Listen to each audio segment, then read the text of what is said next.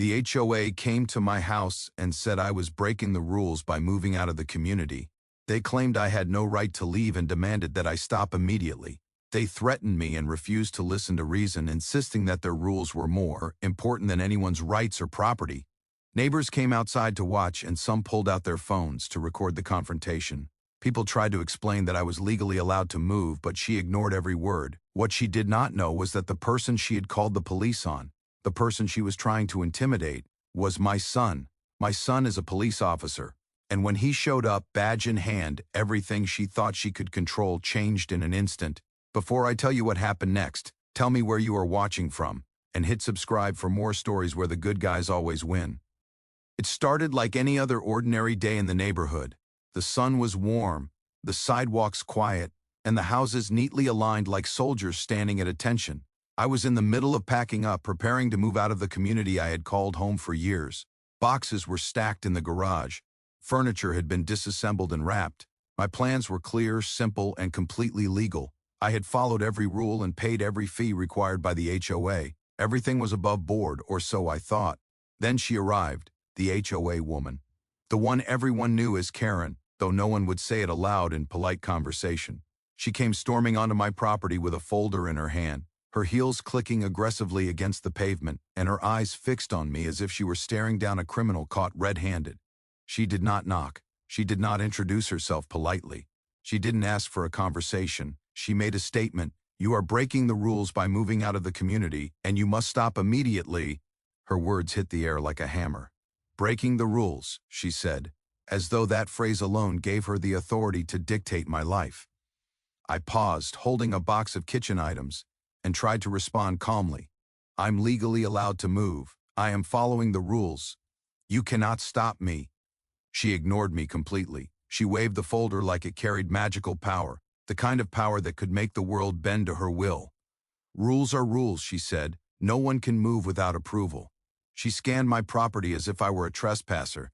Her confidence was staggering, built on years of intimidation and unchallenged authority. Neighbors started appearing in small clusters. Some had been watching from behind fences and blinds. Others had come outside once they realized the HOA woman was causing a scene. Phones were pulled out, capturing the confrontation from multiple angles. A few neighbors tried to intervene gently. "She's allowed to move," one woman said. "You don't have the right to stop her." Karen's eyes snapped toward them, a glare so sharp it could have cut glass. "This is none of your concern," she barked. "The rules apply to everyone." A man from down the street raised his hand and said cautiously, "Do you even have legal authority to enforce this? Can you show proof?" Her face flushed red. She opened her folder, rifled through pages, and slammed it shut. "I don't need to. The rules are final. You have no say in this." She didn't realize she had just set herself up for a reckoning. What she didn't know was that I had not come to this confrontation alone. What she didn't know was that the person she had called the police on, expecting me to comply, expecting me to cower, was my son, and my son is a police officer. I didn't move or gesture. I didn't give her any hints. I stayed calm, letting her rage fill the air like a storm building on the horizon. The neighbors watched, some stepping back, others leaning forward in suspense. Phones were still recording. Every detail, every word, every expression was being captured. And then the call came in. My son arrived, uniform crisp, badge gleaming in the sun. He did not rush in screaming or yelling. He walked in with authority, every step deliberate, every movement confident. The HOA woman noticed immediately. Her face shifted from aggression to shock, then to panic, as if the very ground beneath her had just vanished. He spoke calmly, his voice firm but measured. "Ma'am, I need to speak with you. You've been threatening a resident and interfering with their lawful right to move. I need to see your identification and explain the law to you." Her folder fell from her hands. She fumbled, trying to regain composure, waving her arms as though they could protect her. The rules don't override the law," he said. "You do not have legal authority to stop this move. Threatening residents or calling law enforcement without cause can have serious consequences." She opened her mouth to argue, but no words came. Every argument she had prepared evaporated under the weight of the badge in front of her. Neighbors were holding their breath. Phones recorded every second. Some were whispering, some were laughing quietly, and others were shaking their heads in disbelief. Then he asked her one simple question. "Do you understand that you cannot interfere with someone's lawful property rights?" Her eyes darted, her lips trembled. She nodded hesitantly, realizing that for once, she was not in control. The law had entered the room, and it was impartial, it was fair, and it was final. In that moment, the entire dynamic of the neighborhood shifted.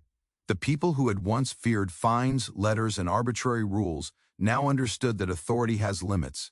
Power without legality is fragile, intimidation is temporary, and truth always has a way of revealing itself. She tried to argue, but the crowd had seen enough. My son had seen enough. And the HOA woman who thought she could bend reality with a folder and a rulebook suddenly realized that she was outmatched. Calmly, my son issued instructions and ensured that she understood the consequences of her actions. She had crossed the line, and in doing so, she had exposed the weakness that had always existed beneath her aggressive confidence, a reliance on fear rather than facts, on intimidation rather than law. Neighbors whispered among themselves as she backed away. Phones were still recording. People who had been too afraid to speak now exchanged glances that said everything words could not. There was a collective understanding in the air. The rules of the HOA were not absolute. Their power could be challenged. And when the law stood behind you, no intimidation could hold. I stepped forward finally and said to the woman quietly, "You need to leave, now." She hesitated, realizing the reality of the situation. Then slowly, almost defeated, she turned and walked back toward her car. The folder, once her weapon, now seemed useless in her hand. The neighbors clapped quietly, a murmur of approval and relief passing through the crowd. Phones were raised to continue recording for posterity. Whispers of "finally, it's about time and she can't do this anymore" filled the air, and I realized in that moment how fragile false authority really is, how quickly intimidation crumbles in the face of truth, how powerful the law can be when wielded correctly, and how necessary it is to have someone who knows it on your side. The confrontation had ended, but its impact would echo through the neighborhood for years to come. People had seen the boundaries of authority tested and enforced correctly. They had witnessed courage, legality, and calm decisiveness, and one thing was certain: the HOA had lost control that day. Not because of anger, not because of yelling, but because law and truth are stronger than fear. The sun was setting by the time we stepped back onto the porch. Boxes remained packed, plans were ready, but the neighborhood had changed. Neighbors waved, smiled, and even called out small congratulations. The air felt lighter, freed, empowered. The storm had passed, and for the first time in years, the neighborhood could breathe. After the confrontation on my porch, a tension settled over the neighborhood unlike anything anyone had experienced before. The HOA woman had retreated, her confidence shaken, but not entirely gone.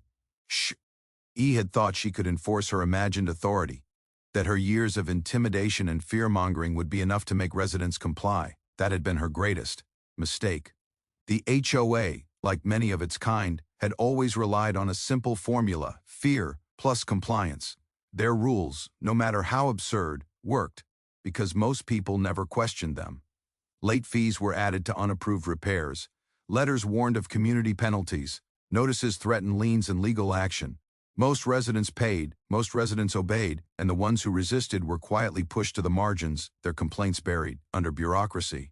But they had never faced a challenge like this. They had never faced someone who not only knew the law but had the authority to enforce it. They had never imagined that the very thing they used to terrify people, authority, could be turned back against them. In the days after the porch confrontation, word spread quickly. Neighbors who had watched the entire encounter on their phones shared videos. The footage circulated through private groups, text chains, and social media pages dedicated to the neighborhood. Everyone had a copy. Everyone had seen her aggression. Everyone had seen my son's badge. And everyone had seen her falter. The HOA board convened an emergency meeting behind closed doors, their faces grim. They had never had to deal with an actual law enforcement officer confronting them, and the realization hit hard. Their usual tactics, letters, warnings, meetings designed to intimidate, were powerless against someone trained to uphold the law. They were suddenly exposed, vulnerable, human. The president of the HOA, a woman who had spent years projecting confidence and control, paced the conference room, her hands gripping the edges of the table. "How did we not see this coming?" she demanded, almost to herself. "No one moves out without or say, and yet, he just showed up. He had the law on his side." A younger board member adjusted his tie nervously. "We've relied on assumptions for years," he said quietly. "We assumed people wouldn't check deeds. We assumed no one would challenge us. We assumed compliance." The president stopped pacing and stared at him. "Assumed? Assumed?" That is our downfall. Assumption. That was the word. The entire HOA's strategy, the entire foundation of their control, rested on one fatal assumption, that people would fear them more than they would question them. They had assumed ignorance, they had assumed silence, they had assumed obedience, and assumptions, as they were about to discover, could be shattered in a single afternoon. Meanwhile, in the neighborhood, conversations had shifted. Neighbors who had once been fearful began talking more openly. "Did you see that?" someone whispered.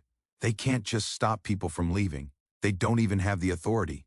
Another replied, "I've always wondered why they acted like that.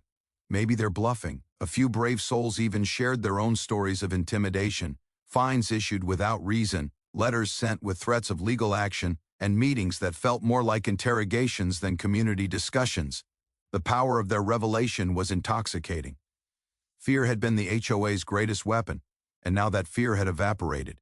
People realized they had been living under rules enforced without proof, under threats wielded without legitimacy, and they had been too afraid to notice.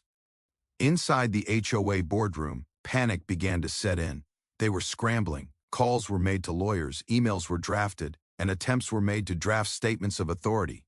Every line they wrote was cautious, defensive, almost pleading. They had relied on intimidation for years, but intimidation had limits. It didn't work when confronted. By law, the board considered their options. They could ignore the incident and hope it faded from memory. They could double down, attempting to intimidate more aggressively, or they could retreat, acknowledging the reality that their authority had limits and that their rules might not apply in this instance. Some argued for ignoring it. "People will forget," one board member said. "It's just a neighbor with a badge. They'll move out and it'll be over." But that was naive. The footage of my son, calm, authoritative, explaining the law while she fumed, was now in the hands of dozens of residents. It would not fade. It would be shared. It would be discussed. And the memory of her failure would linger in the minds of everyone who had witnessed it. Others argued for a show of strength. "We have bylaws," someone said. "We can threaten fines, legal action." The president shook her head. "Bylaws mean nothing when they conflict with real law. You cannot threaten someone's rights without consequence. And we just watched it happen. We just saw the consequences." It was a harsh awakening. The HOA had long relied on the idea that authority does not require legitimacy, that assumptions, when backed by confidence, could replace legality. That approach had worked for years, but it would no longer. One confrontation had revealed the cracks. One law-abiding officer had exposed their foundation as hollow. Outside the boardroom, the neighborhood began to act. Residents asked questions they had never dared to ask. They reviewed property deeds, requested meeting minutes, and questioned fines they had previously paid without protest. One family discovered that a previous threat of a lien was unenforceable. Another discovered that a rule about property appearance had never been approved legally. The HOA's mistake was simple. They had assumed no one would check, no one would challenge, no one would act. And in assuming that, they had ignored the fundamental truth of authority: it must be earned, verified, and legitimate. Without it, intimidation collapses. Rules without enforcement, threats without legality, confidence without proof, all of it crumbles. By the end of the week, the neighborhood atmosphere had shifted completely. People were no longer walking on eggshells. Residents spoke openly at gatherings. They exchanged stories of previous harassment. They shared copies of fines and letters that had never made sense. A culture of awareness and empowerment began to replace the old culture of fear and submission. Inside the HOA, tension remained. The board members were cautious. Their confidence was shaken. Every decision they made now had to be calculated against the possibility of scrutiny. Every warning, every meeting, every enforcement action would be examined, questioned, and potentially recorded. Their assumptions, once invisible and unchallenged, had been exposed, and the consequences of that mistake would ripple for months to come. Fines that were once enforced automatically would now be questioned. Meetings that had once been procedural would now be confrontational. Authority that had been taken for granted would now be tested at every turn. The HOA's mistake, the one they could never undo, was overestimating their own power and underestimating the people they governed. They assumed fear was enough. They assumed silence was enough. They assumed compliance was inevitable. And they were wrong. The neighborhood had learned something far more important than any rule or fine. Authority without legitimacy is fragile. Assumptions are dangerous. And when the law stands behind the people, Even the most confident bureaucrats can be exposed and humbled. By the time the sun set over the perfectly lined streets, one thing was clear: the HOA's era of unquest, ion control was over, and the residents, awakened and empowered, had discovered a truth more powerful than any rulebook, because fear lasts only as long as people believe it has authority. Once that belief is gone, nothing remains, and that was the HOA's greatest mistake. The morning after the confrontation on my porch, a strange tension settled over the neighborhood. The sun rose over neatly lined homes, perfectly maintained lawns, and the quiet streets that had, for years, felt suffocating under the HOA's invisible thumb. But the quiet was different now. It carried anticipation, a sense that something monumental was about to happen. People moved more deliberately, peeking over fences, whispering to neighbors, exchanging glances loaded with unspoken excitement. They had seen the confrontation the day before. They had seen the fear in the HOA woman's eyes when my son's badge appeared, and they had witnessed the first crack in what had always seemed like unshakable authority. I had spent the night planning the next steps carefully. Everything needed to be precise, calm, and lawful. The last thing I wanted was to escalate unnecessarily. The goal was never to humiliate anyone. It was to establish the undeniable truth: the HOA could not enforce rules beyond its authority. But now, the next phase was unfolding, and I knew my son's arrival would be the turning point. By mid-morning, the street was unusually active. Neighbors emerged from their homes, pretending to tend to gardens or take out trash, all while subtly positioning themselves to witness what was about to happen. Phones were out, cameras ready. Everyone had seen the videos from yesterday, but live events carried a weight that recordings could never replicate. There was a collective understanding that they were about to witness history in motion. Then he arrived, my son, uniformed, disciplined, calm, yet radiant. Authority in a way that instantly commanded attention. His presence altered the atmosphere. People who had walked timidly along the sidewalks now straightened their posture. The air seemed to shift, charged with anticipation. The HOA woman, who had once strutted with unshakable confidence, froze mid-stride as she noticed him approaching. He did not rush. He did not yell. He did not draw attention to himself unnecessarily. He walked with purpose, a silent force that conveyed control without aggression. As he approached the edge of the driveway, the HOA woman opened her mouth to speak, to issue another warning, to assert her imagined authority. But she hesitated. Something in the calm, deliberate manner of a law enforcement officer unsettled her. My son stopped a few feet away, leaving space that was both respectful and commanding. He looked her directly in the eyes, assessing her, allowing the truth to settle before speaking. "Ma'am," he began, voice calm but firm, "you are on private property. You do not have legal authority to prevent this resident from moving. I need you to step back and comply with the law." Her eyes widened. She opened her folder, rifled through the papers inside, and slammed it shut. "Rules, community standards, bylaws," she stammered. Every phrase sounded weaker, less certain. Her previous confidence, bolstered by years of unchallenged intimidation, faltered under the weight of lawful authority. Neighbors watched in awe as the tension escalated. Phones recorded every gesture, every expression. Some held their breath, others whispered to each other, marveling at the sudden shift. The woman who had thought herself untouchable now appeared small, unsteady, exposed. My son's presence alone was enough to alter the power dynamic. But he didn't stop there. He continued, calmly laying out the facts, threatening residents or calling law enforcement WI. "Without legal cause is harassment. You are required to leave this property immediately. Failure to comply could result in consequences under the law." Her hands shook slightly as she waved at the folder that had once served as her weapon. She attempted to assert herself. "You can't just— This is the HOA. We enforce rules. You—" He interrupted, gently but decisively. "The HOA does not have authority to override lawful property rights. Your rules cannot compel someone to remain in a community against their will. You are overstepping your authority, and this behavior is no longer permissible." A hush fell over the street. The neighbors were silent, but the energy was palpable. People who had once feared fines and letters began to see the truth. Authority without legitimacy could crumble in an instant.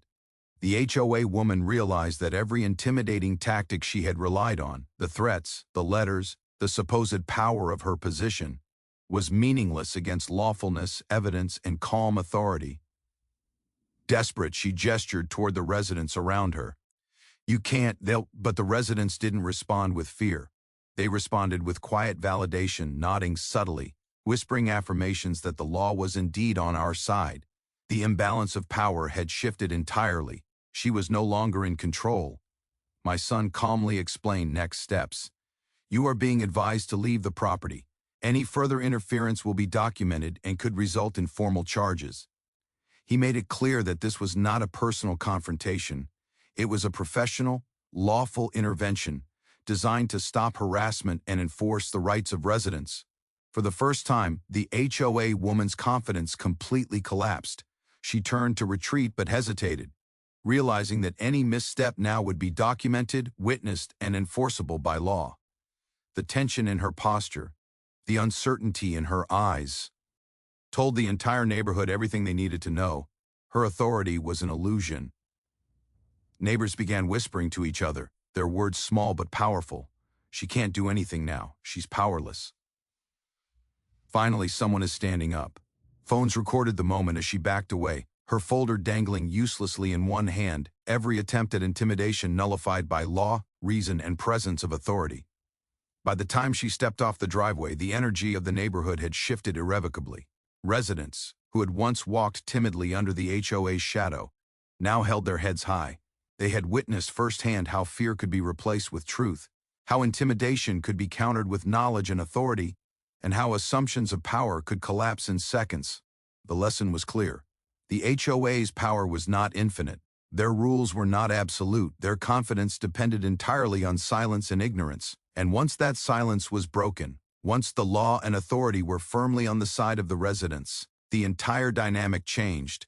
As my son stood there surveying the street, it became clear to everyone that the confrontation was over. But the impact was only beginning. People who had been afraid for years now realized they had strength. They realized that rules without legal foundation are fragile, that intimidation can be countered, that the law, when enforced correctly, can protect ordinary people against arbitrary authority. And in that moment, the HOA learned a lesson it would never forget. Control built on fear is temporary. Authority built without legitimacy is fragile. And the people, once awakened, are unstoppable. By the time my son walked back toward the house, the residents were still buzzing with excitement and relief. Phones continued recording. Whispers of empowerment spread from lawn to lawn, and for the first time in years, the neighborhood felt free. The arrival had changed everything. The morning after my son's arrival, the neighborhood was buzzing in a way it hadn't been in years. People who had long tiptoed past HOA fines and threats were now daring to speak. Doors opened. Windows stayed unshuttered. Conversations once hushed behind closed blinds now spilled into yards, sidewalks, and porches. Every resident knew what had happened yesterday. Every resident had witnessed the power shift, and now, curiosity and courage demanded the next step: evidence. The HOA woman, who had come to intimidate, had made one fatal miscalculation. She assumed that her position, her folder, and her loud declarations were enough to suppress scrutiny. She believed that neighbors wouldn't check the facts, that no one would dig into property records, deeds, and filings. She assumed silence was submission, and that assumption was about to crumble. I spent the next morning collecting the documents I knew would expose the truth: original property deeds, developer transfer agreements, county plats showing the exact boundaries of each lot, survey records. Every piece of paper, every filing, every signature formed an unassailable wall of proof. I organized them carefully, not because I wanted to humiliate anyone, but because clarity is power. The HOA had thrived for years on confusion, misrepresentation, and the fear of residents who didn't know their rights. It was time for transparency. Neighbors gathered naturally as they learned of the evidence. Some brought their own documents. Others offered letters they had received from the HOA over the years. Warnings, fines, and notices that now seemed meaningless. There was an energy building, subtle but electric. People whispered, "This is it. Finally, we can see everything." The HOA board attempted damage control.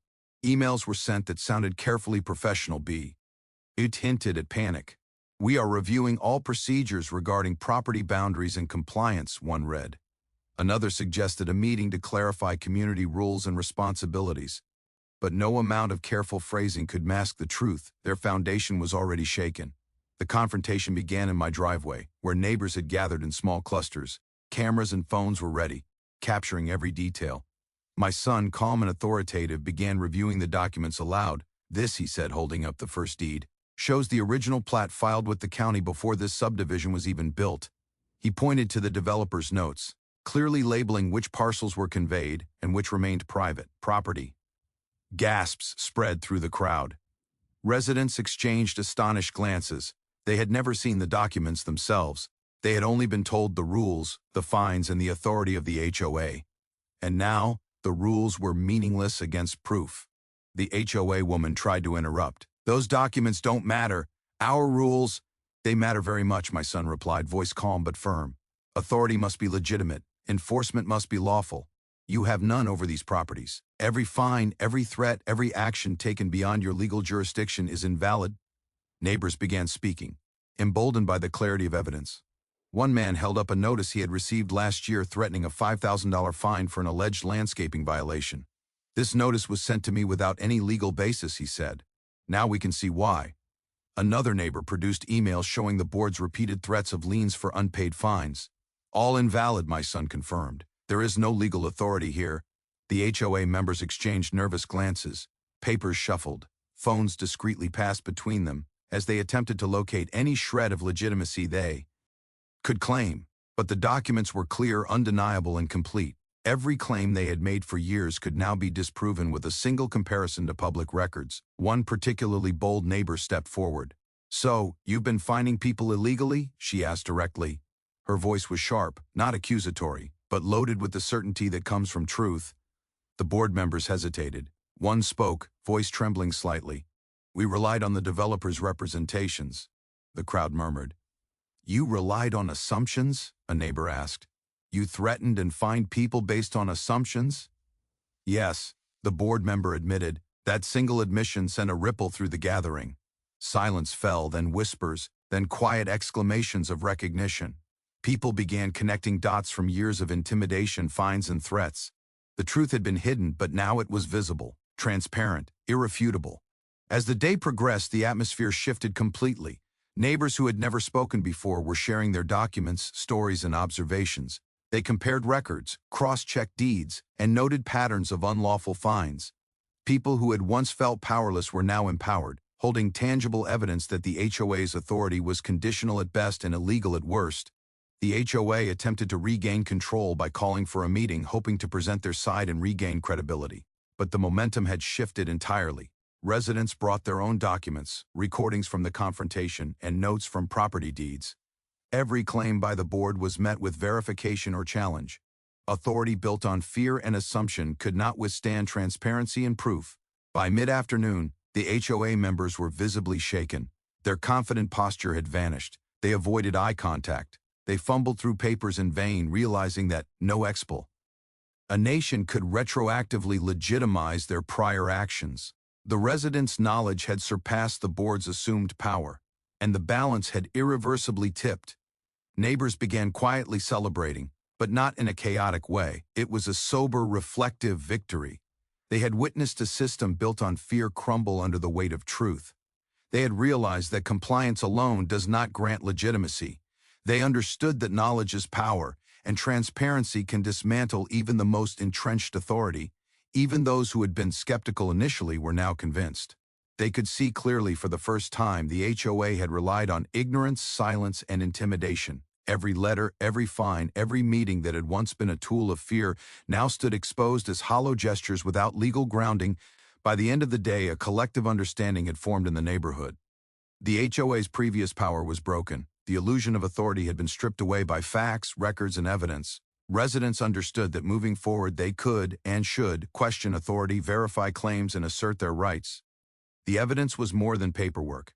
It was liberation. It was clarity. It was empowerment. And it had transformed the neighborhood forever. The HOA had made their first and perhaps greatest mistake. They assumed no one would check. They assumed silence would persist. They assumed compliance was inevitable. And in doing so, they had underestimated the most important force in any community, truth. By the time the sun began to set, the crowd had dispersed slightly, but the energy lingered. People spoke quietly in groups, sharing observations and planning next steps. The HOA members retreated into the shadows, unsure, uncertain, and aware that their authority was no longer absolute. The evidence had spoken, and the neighborhood had listened. The morning sun poured over the neighborhood, but its warmth could not penetrate the tension that had gripped the streets. For weeks, the atmosphere had shifted subtly, almost imperceptibly, as residents began to question the authority of the HOA. What had started as whispered conversations and shared documents had now grown into a palpable sense of empowerment. The confrontation on my porch, the evidence we had uncovered, the clear documentation showing the HOA had overstepped its authority, all of it had set the stage for what was about to happen. The HOA board had become increasingly desperate. Calls to lawyers, frantic emails, and rushed meetings were no longer enough to restore confidence. Their rules, once wielded like weapons, now felt flimsy, meaningless, and easily challenged. The residents had seen the cracks, and those cracks were widening into a chasm. It began with another visit from the HOA woman, the same one who had tried to intimidate me on my porch. She arrived early, clutching her folder with a renewed sense of purpose, believing perhaps that time had eroded our momentum. She stepped onto my driveway with a determination that masked her growing unease. Her confidence was now brittle, her steps uncertain. She assumed she could reclaim authority, assuming that her mere presence and insistence would intimidate me or my neighbors. But she had forgotten one critical factor. She had forgotten that the very person she had tried to summon against me, the person she had attempted to manipulate and control through threats, was my son. My son, a trained law enforcement officer, had not only the authority but the clarity, the experience, and the moral grounding to act decisively. I watched from the side as she began her ritualistic intimidation. "You can't move," she said, her voice trying to carry the weight of imagined authority. "This community has rules. You will follow them." Her eyes darted around, looking for compliance in the gathering crowd of neighbors. Phones were out, silently recording. People leaned against fences, watching, waiting, absorbing every word, every misstep. My son stepped forward, calm, deliberate, authoritative. He didn't raise his voice. He didn't brandish a weapon. He didn't need to. His presence alone shifted the energy in the street. The HOA woman froze the moment she saw him approach. The confidence she had once carried like armor now faltered under the undeniable truth of lawful authority. "Ma'am," my son began, his voice measured but firm, carrying the weight of both legal and moral authority, "you are here attempting to intimidate a resident and interfere with their lawful right to move from this property. Your actions are considered harassment and misuse of authority." Her face paled. She waved the folder as if it could protect her. I am enforcing community rules. These are standards everyone must follow." He shook his head slowly.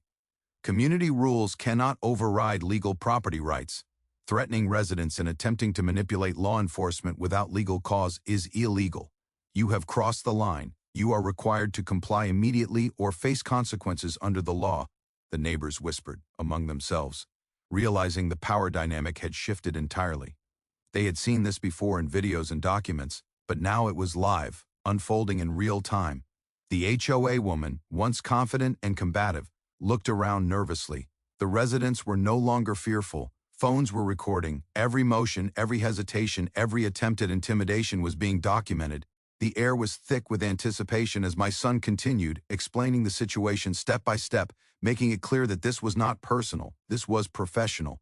"I will give you one opportunity to leave peacefully," he said, keeping his tone calm but unmistakably firm. "Refusal to comply will result in formal arrest for harassment and abuse of authority. Any resistance will be documented and prosecuted to the full extent of the law." Her confidence snapped. She attempted to argue, pointing at me and gesturing wildly, trying to reclaim her crumbling narrative. But her words fell flat. The crowd did not react with fear, but with quiet affirmation that the law now spoke louder than her empty threats. Neighbors began to murmur, some leaning forward as if witnessing a drama that could not be paused. "She can't do anything now," one whispered. "She's overstepping." "He's right," another shook his head, amazed. Finally, someone is standing up. My son reached for handcuffs, an action deliberate and visible to the crowd. "Ma'am," he said calmly, "you are under arrest for harassment and misuse of authority. Any further attempts to intimidate residents will be added to the charges." Time seemed to slow. The HOA woman's face drained of color. Her confident demeanor crumbled completely. The folder in her hands, the symbol of years of control, slipped slightly, powerless now in the presence of true authority. She glanced at the gathering crowd, realizing that not only the law but the entire neighborhood was watching her fail. She stammered, attempting one last argument. You can't what?" my son asked, voice steady. "You cannot enforce rules that have no legal basis. You cannot harass residents. You cannot assume authority where none exists. The law protects citizens, and today it protects this community." The handcuffs clicked into place. Relief spread through the gathered neighbors like wildfire. Some clapped quietly, some simply shook their heads, staring in disbelief. The HOA woman, now subdued, was escorted away under lawful custody. The entire scene was a dramatic display of truth prevailing over intimidation, legality prevailing over fear, and courage prevailing over complacency. As she was led down the street, neighbors whispered to each other about their own experiences, fines, threats, and intimidation they had endured silently for years. The arrest was more than a personal victory. It was a communal turning point. Every person present understood that the illusion of the HOA's unchecked authority had been shattered in a single decisive act. People began to speak openly, voices filled with a mix of disbelief and empowerment. "We've been afraid for so long," one woman said, "and now we see we have power." Another added, "The rules mean nothing if they can't be enforced legally." Finally, the truth has come out. The air was charged with a collective awakening.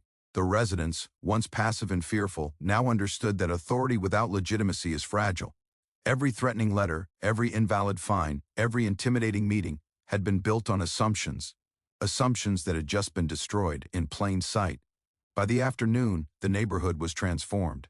Conversations erupted on front porches and in backyards. Documents were shared, stories were exchanged, and plans for oversight were quietly formed. The residents now held not only knowledge but a shared sense of empowerment. The HOA, for its part, retreated. Meetings became cautious and procedural. Threats were muted. Legal advisors were consulted before every action. The once untouchable board now operated under the scrutiny of an entire community armed with evidence, records, and witnesses. That arrest marked the beginning of a new era. It was not just a single legal victory, it was a statement. The illusion of authority based on fear and assumption had been dismantled. The residents had learned a lesson more valuable than any fine could ever convey. Knowledge, and courage are far more powerful than intimidation. And the neighborhood, once silenced, once compliant, once fearful, now stood empowered, free, awake, and united. Because the HOA had learned something it could never forget: authority without legitimacy is temporary, and the people will always rise when the truth stands firmly on their side. The neighborhood was quiet now, but it was a quiet unlike any that had existed before. The sun hung low in the sky, casting long shadows over streets that had long carried the tension of unchallenged authority. The HOA, once an omnipresent and intimidating force, had retreated into cautious silence. Their bylaws, rules, and threats, the very instruments that had been wielded to control residents for years, were now exposed as hollow, powerless, and contingent. And the residents, awakened by truth and law, had begun to reclaim their lives, their confidence, and their community. The events of the past weeks, the confrontation on the porch, the arrival of my son, the meticulous gathering of evidence, and the arrest of the HOA woman, had fundamentally altered the neighborhood. What had started as a personal conflict had blossomed into a collective awakening. People who had once been afraid to question authority now did so openly, confidently, and with the support of the entire community. Conversations that had been hushed for years were now public discussions. Residents exchanged documents, cross-checked deeds, and verified the legality of every notice, letter, and fine ever issued by the HOA. Families gathered on lawns and porches, sharing stories of past harassment and intimidation. They recounted fines imposed without legal grounds, warnings sent with threats of liens, and meetings conducted with a tone that had always implied that dissent was dangerous. Neighbors listened, compared notes, and realized a pattern. The HOA had relied on fear, on silence, and on assumptions rather than law. And now that pattern was fully visible, undeniable, and unchallengeable. The HOA board, meanwhile, was forced to reassess every decision they had ever made. Their once comfortable confidence had been shattered. Meetings that had once been forums for issuing fines and enforcing arbitrary rules were now watched with scrutiny. Every action was questioned, every notice was verified, every claim was cross-checked against county records and legal standards. The board had learned a bitter lesson. Authority without legitimacy is fragile, and intimidation can only last as long as fear persists. Some board members tried to salvage control through explanations, justifications, and vague promises of improved procedures, but the residents no longer accepted platitudes. They had seen the evidence, witnessed the arrest, and understood that legitimacy comes from law and transparency, not from confident assertions or folders full of papers. The era of unquestioned authority was over. The impact on the neighborhood was profound. Residents began to organize, not against each other, but to ensure clarity, fairness, and transparency in governance. Committees were formed to review HOA actions, legal workshops were held, and communication channels were established to ensure that everyone had access to the information needed to protect their rights. The culture of fear was replaced by one of accountability and empowerment. Children, too, felt the shift. Where once they had grown up learning to accept arbitrary rules and unquestioned authority, now they saw their parents standing up, checking facts, and asserting rights confidently. The lessons of courage, diligence, and lawful empowerment were visible in every conversation, in every shared document, in every neighborhood gathering.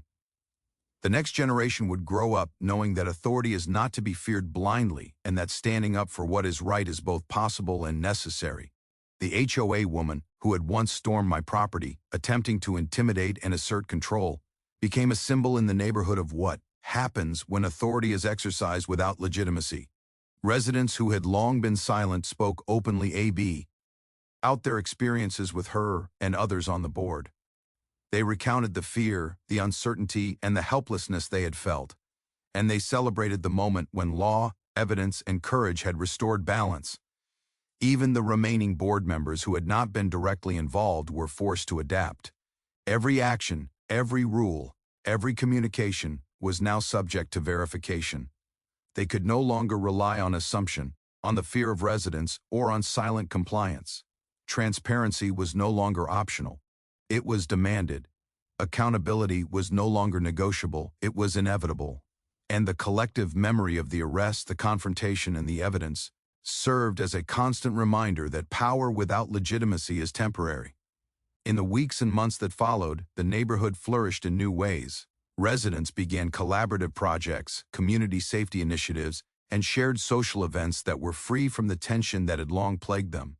The sense of empowerment created a ripple effect. When one person understood their rights, they shared that understanding with others. The fear that had once suffocated conversation and collaboration was replaced by confidence, clarity, and a shared sense of justice. The story of the confrontation, the arrival of law enforcement, the presentation of evidence, and the arrest became a cautionary tale and a source of pride. Families shared it quietly with friends, with new neighbors, and with children, explaining how knowledge, law, and courage could triumph over arbitrary authority. It became a living example that fear can be overcome, and that rules and authority must be legitimate to be respected. The HOA had learned a permanent lesson. The illusion of absolute power had been shattered. Their attempts to intimidate residents could no longer succeed without legal grounding. The neighborhood had been awakened to the fundamental truth: rules enforced without legitimacy, authority exercised without transparency, and power wielded through fear are fragile. When confronted with evidence, law, and collective courage, they collapse. Residents now knew their strength. They knew their rights. They understood the value of verification, documentation, and standing together. And the neighborhood, once subdued by fear, now thrived on empowerment. The sense of vigilance, awareness, and shared responsibility became part of the neighborhood's culture, ensuring that no individual or board could ever again assume unchecked authority. The arrest, the evidence, and the confrontation were more than events. They were symbols of justice, clarity, and the triumph of truth over intimidation. The residents' courage, combined with lawful authority, had created a permanent shift. The community had transformed from one of quiet compliance into one of active participation, transparency, and mutual accountability. Years later, the story would still be told. Children would hear it as a lesson in courage and justice. New neighbors would learn it as a guide to asserting rights and checking authority. And the HOA, once confident and unchallenged, would always remember the day their assumptions were dismantled, their power questioned, and their authority permanently redefined. Because the ultimate lesson was clear: legitimacy matters more than rules, Evidence outweighs intimidation, and the people, once awakened, can never again be silenced. The neighborhood had learned, the HOA had learned, and the story would endure, a reminder that truth, law, and courage are far stronger than fear, authority, or misplaced confidence.